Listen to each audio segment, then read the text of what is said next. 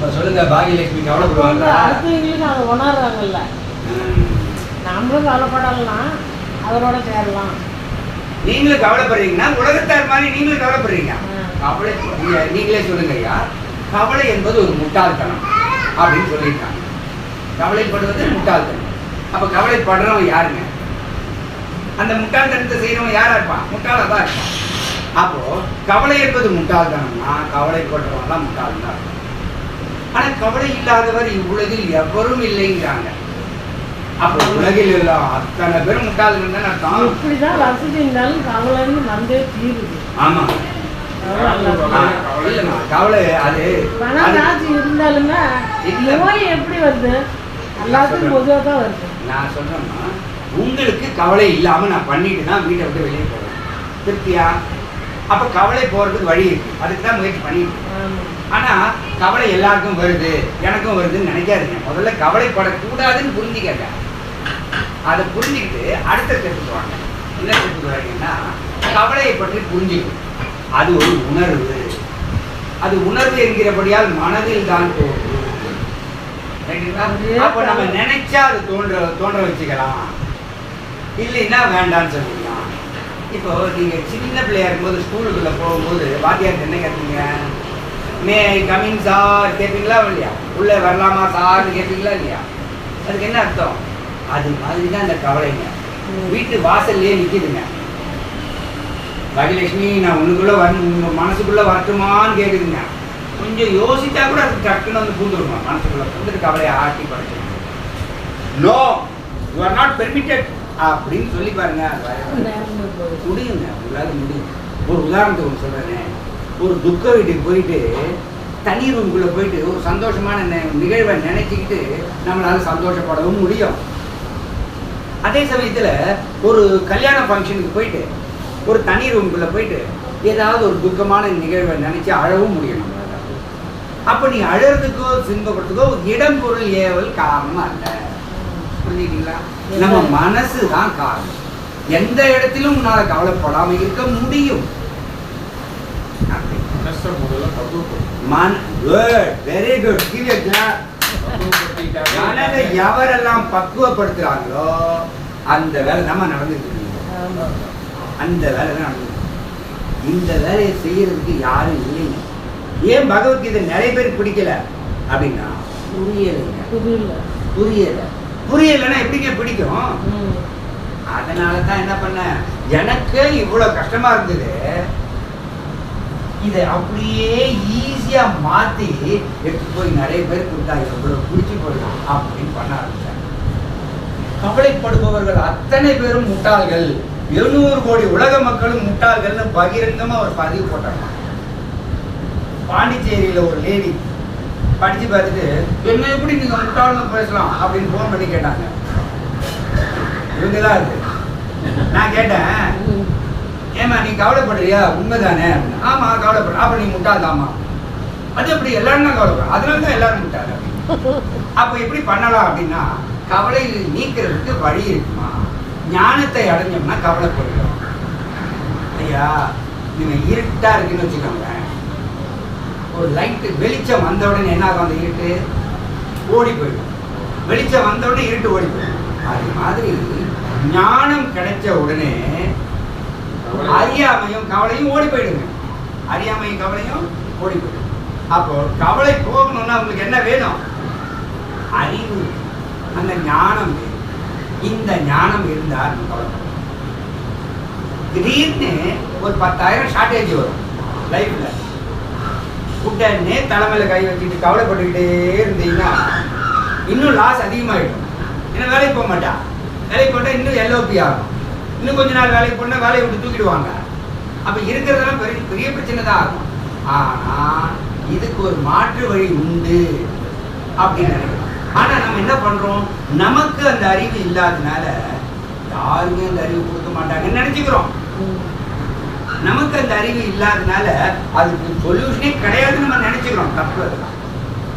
அப்போ என்ன பண்ணணும்? குருவிடம் கேட்டு பெற்றுக்கொள்ள இந்த மாதிரி போயிட்டு. ஐயா இப்போ அவங்க பேரனும் அவங்க வீட்டுக்காரும் இறந்ததை தான் என்னால் தாங்கிக்கவே முடியலன்றாங்க. அந்த இழப்புணர்ச்சியை அவங்க எப்படி கொண்டுன்னு வரணுங்க ஐயா? அதுல இருந்து அவங்க எப்படி மீளணும்? சரி. அவங்களோட பெரிய கவலையே சரி. அந்த பேரன் இறந்தது, நீக்கணும். வீட்டுக்கார் இறந்தது, 2 கவலையை நான் போக்கி காட்டணும். முதல்ல இங்க இருக்கிறாரு பேரன், இங்க இருக்கிறாரு உங்க வீட்டுக்காரர் வச்சுக்கணும். முதல்ல நீ கவலைப்படுவது அவங்களுக்கு பிடிக்காது, முதல்ல கவலை நிறுத்தணும். உடனே 2வது, கவலைப்படுவதால் உங்க மனசு தான் பாதிக்கப்படுது, வேற பலனே இல்லை. பலன் இல்லாத வேலையை செய்யக்கூடாது. சரி, இதெல்லாம் கவலைப்படாம இருக்க முடியலையே அப்படின்றீங்க. நான் கேட்குறேன், கவலைப்படாமல் இருக்க முடியல, சரி உட்காருங்க, கவலைப்பட. நானும் உட்காந்து கவலைப்படுறேம்மா, விடிய விடிய கவலைப்படுறேம்மா. இவங்க 2 பேரும் சிரிச்சிருவாங்களா? கோட்டாவில் இருக்கிறவங்க வீட்டுக்காரர் சிரிப்பாரா? இல்லை உங்க இப்போ பேரன் தான் வந்துடுவாங்க. அப்போ என்ன புரிஞ்சுக்கணும்னா, எது நடந்தே தீருமோ, எந்த ஒரு செயலுக்கு மாற்று வழியே இல்லையோ, அது வேறு பரிகாரமற்ற நிகழ்வுகள் என்று பெயர். அந்த பரிகாரமற்ற நிகழ்வுகளை ஏற்றுக்கொள்வதுதான் சிறந்த வழி. ஏத்துக்கங்க. ஏன் ஏத்துக்கணும் அப்படின்னு ஏத்துக்கிட்டாதான் கஷ்டமா இருக்கு. ஏத்துக்கணும். ஏன் ஏத்துக்கணும் அப்படின்னு கேட்டா நான் சொல்றேன், ஏத்துக்கிட்டு ஒரு துன்பத்தை அனுபவிச்சோம்னா அது சுலபமா இருக்கும். ஐயப்ப பக்தர்கள்லாம் பார்த்தீங்க, 40 நாள் விரதம் இருக்கும்போது காலில் செருப்பே போட சொன்னாங்க. அப்ப நீலிமலையில ஏறும்போது கூட காலில் குத்தாது, வலிக்கு அதிகமா இருக்காது. கல்லும் முள்ளும் காலுக்கு மெத்தைன்னு போய் ஏற்பாங்க. உண்மையா இல்லையா? அப்போ ஏற்றுக்கொண்டு ஒரு துன்பத்தை அனுபவிச்சா உங்களால முடியும். ஐயா, நீங்க இப்ப காலில் செருப்பு இல்லாம நடந்து பாருங்க, குத்தும் காலு, வலி தாங்க முடியலன்னு கத்துவீங்க. மனசுக்குள்ள ஏற்கனவே அது உறுதிப்பட்டு, அதாவது துன்பத்தை, அதுதான் தவம்னு சொல்றதுங்க. தவம்னா என்னன்னா, துன்பத்தை அனுபவிக்க நான் தயார் என்று நிலைக்கு துன்பத்தை அனுபவிப்போம். சரிங்களா? இந்த மாதிரி அனுபவிச்சோம்னா நமக்கு என்ன வரும் அப்படின்னு கேட்டா, உடம்பு முதல்ல பக்குவம். உடம்ப சொல் பேச்சு கேட்க வைக்கணுங்க. எல்லா வசதியும் இருக்குமா எனக்கு, நான் ஏமா திருவண்ணாமலையில் போய் ஆண்டி குளத்துல ஏமா பிச்சை எடுக்கணும்? அப்ப கிடைச்ச அனுபவங்கள் எல்லாம் தாங்க இந்த புத்தகம். இந்த புத்தகத்துல சும்மா ஒன்றும் இவ்வளவு உட்கார்ந்தா வந்துடாது, இவ்வளவு கருத்துக்கள் உங்க தலையில் அப்படி எழுதி இருக்குது இந்த மாதிரி. சரிங்க ஐயா, இப்போ அந்த குழந்தை வந்து பிறக்கிறாங்க, ஏன் ஒரு குறிப்பிட்ட வயசு வரலும் வாழ்ந்துட்டு இறக்குறாங்க? அதனோட பிறப்போட நிலை என்ன, இறப்போட நிலை என்ன, அது புரிஞ்சா அந்த அம்மாவுடைய துக்க நிலை அவங்கள விட்டு போகும். பேர இறந்துட்டாரு, ஏன் சின்ன எடுத்துடலாம். பேர இறந்துட்டாரு, அவங்களோட பிறப்பு இறப்பு ஏன் சின்ன வயசுலயே இறக்கணும்? அதானே அவங்க கேள்வி. சொல்லட்டுமா? இவன் மட்டும் இல்லை, மகன், இன்னொரு மகன், இன்னொரு மகன், ஒரு ஆன்மா ஏன் பிறக்குது? 2 பேருமே சின்ன வயசுல. ஐயா, ஒரு ஆன்மா ஏன் பிறக்குது, ஏன் வாழுது, குறிப்பிட்ட சிறு வயதிலேயே ஏன் சீக்கிரமா இறக்குது? அவங்களுக்கு சிறு வயதிலே இறந்ததுனால ஒரு கடவுள் ஏன் இப்படி ஒரு குழந்தைய கொடுத்து எடுத்துக்கிட்டாரு? எங்களுக்கு மட்டும் ஏன் அந்த துக்கம் வருது? இதுல இருந்து எங்களுடைய துக்கத்தை தாங்க முடியல, இதுல இருந்து நான் எப்படி மீளுவது அப்படின்னு கேக்குறாங்க.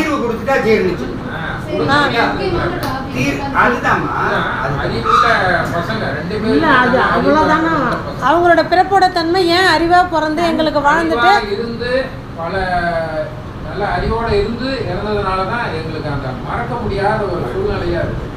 ஏன் பிறந்தாங்க, ஏன் இறந்தாங்கன்ற விளக்கம் கொடுங்க. நம்மளும் மறக்கக்கூடாது, நாமளும் அவங்க மறக்கக்கூடாது.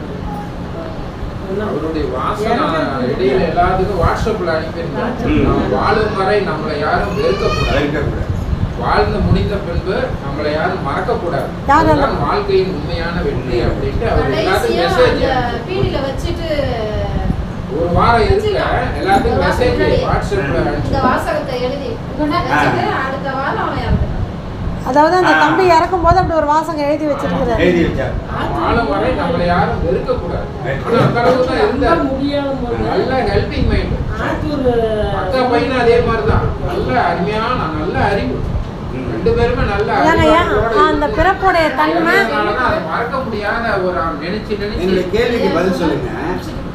அவங்க இறந்ததுனால உங்களுக்கு துக்கம் தாங்க முடியலையா, அல்லது அவங்க ஏன் இறந்தாங்கன்னு பதில் வேணும்? ஒண்ணு ஒண்ணா போயிருங்கம்மா, 2 வாயா இருக்கு.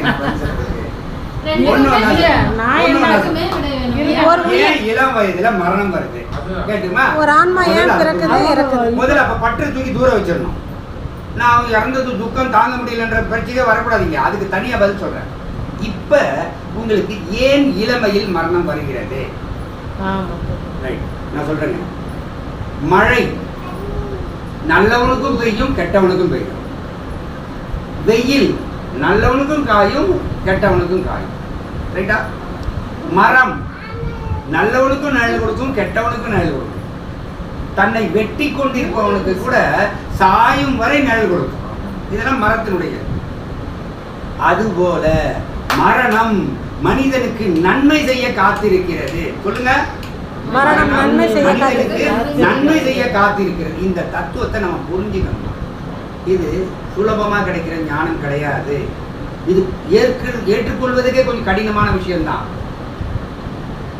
உயிரோட இருந்தாதுன்னா வயிற்று வலி, வாய் வலி, மூக்கு வலி எல்லாம் வருமா? சத்தவனுக்கு எந்த நோயும் வராது, எந்த வலியும் இருக்காது. அப்படி யோசனை பண்ணி பாருங்க. எந்த வலியும் இல்லாம இருக்கான்னு சொல்லி சந்தோஷப்படுங்க. அந்த வகையில நம்ம இந்த ஊசி போட்டதுனால இறந்துட்டாப்பே, இது போடாதுன்னா நல்லா இருக்குமா அப்படின்னு நீங்க நினைக்கிறேன். சொல்றீங்க 2-3 பேர் இறந்துட்டாங்கன்னு சொல்றீங்க. உங்க குடும்பத்துக்கு நான் கேட்கிறேன், கொரோனாவில் எவ்வளவு பெரிய குடும்பம்லாம் எத்தனை பேர்லாம் இறந்தாங்க?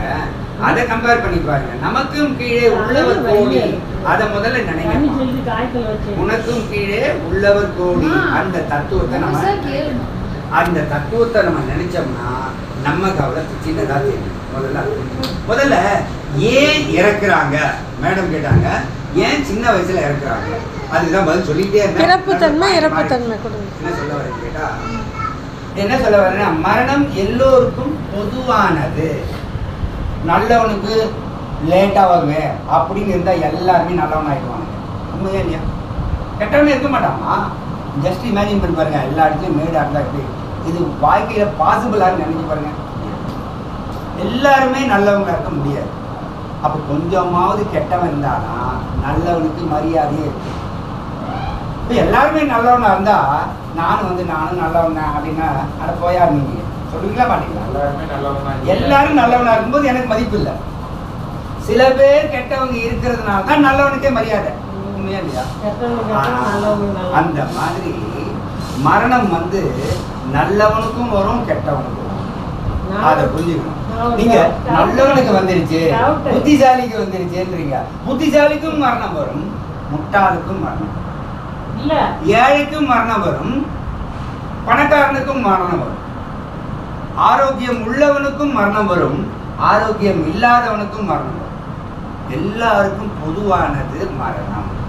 முதல்ல மரணம் மனிதனுக்கு நன்மை செய்ய காத்திருக்குன்னு புரிஞ்சுக்கணும். ஒரு உதாரணத்துக்கு சொல்றேன்.